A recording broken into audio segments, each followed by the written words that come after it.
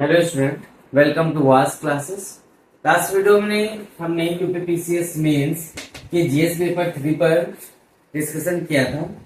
आज हम GS paper 4 के सिलेबस पर डिस्कशन करेंगे। हमने इसके सिलेबस को 9 पार्ट्स में डिवाइड किया है। वन बाय वन हम सारे पार्ट्स पे डिस्कशन करेंगे।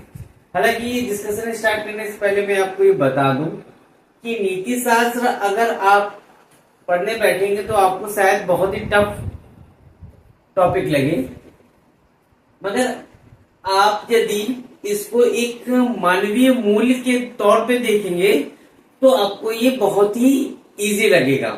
जैसे कि यहाँ पे सेकंड नंबर हेडिंग दी गई है, तो आप किसी सब्जेक्ट या एक पेपर के तौर पे मत देखिएगा इस टॉपिक को। आप इसको एक मानवीय मूल्य जो कि एक सिविल सेवक या एक आम नागरिक के अंदर होना ही चाहिए, उस तरीके से देखिएगा। उस तरीके से ये सारे टॉपिक या कोई बुक भी पढ़िएगा। आइए अब डिस्कशन स्टार्ट करते हैं। नीति शास्त्र तथा मानवीय अंतर संबंध सबसे पहला पॉइंट है। नीति शास्त्र पूरा ही पेपर ही आप समझ लीजिए। वही मानवीय अंतर संबंध, इसमें मानवीय मूल्य, विचार तथा व्यवहार आता है, उसी को मानवीय अंतर संबंध कहते हैं। मूल्य, मानवीय मूल्य, विचार और व्यवहार। इस टॉपिक के तहत मानवीय क्रियाकलापों में नीति शास्त्र का सारत्व, इसके निर्धारक और परिणाम। ओके, मानवीय क्रियाकलापों में नीति शास्त्र का सारत्व, इसके निर्धारक और परिणाम तथा नीति शास्त्र के आयाम। हमारे निजी और सामाजिक जीवन में नीति शास्त्र की भूमिका, इससे संबंधित प्रश्न पूछे जाते हैं। वही पॉइंट 2 की बात करें जो कि मानवीय मूल्य है, इसमें आपको महान नेताओं, उपदेशकों, सुधारकों के द्वारा जो उपदेश दिए गए हैं उनका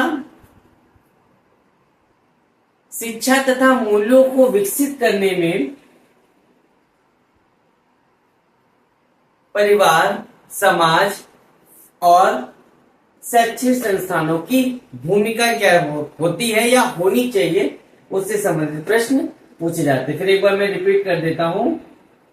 मानवीय मूल्य के तहत महान नेताओं, सुधारकों और प्रशासकों के उपदेशों से शिक्षा तथा मूल्य को विकसित करने में परिवार, समाज और शैक्षिक संस्थानों की भूमिका। वही पॉइंट नंबर अगर 3 की बात करें तो अभिव्यक्ति, एटीट्यूड, जिसको बहुत लोग एक निगेटिव वर्ड के तौर पे देखते हैं, जैसा कि है नहीं।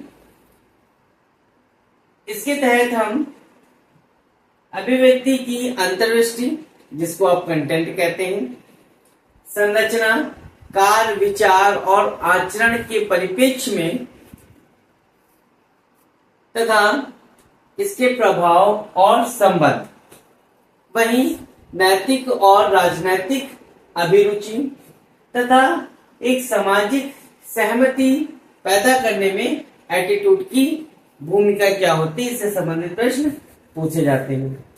वही पॉइंट 4 की बात करें तो सिविल सेवा के लिए अभिरुचि तथा बुनियादी मूल्य जैसे कि सत्यनिष्ठा, निष्पक्षता, गैर तरफदारी, सार्वजनिक सेवा के प्रति आपका समर्पण, एक कमजोर वर्ग के प्रति आपकी सहानुभूति, सहिष्णुता और करुणा, इनसे संबंधित प्रश्न आपसे पूछे जाते हैं इस सेक्शन में। तो इसको आप एक मानवीय, सारे पेपर को एक मानवीय मूल्य जो कि होना चाहिए उसके तहत पढ़िएगा, ना कि सिर्फ एक सब्जेक्ट या पेपर के तौर पर। Thank you so much.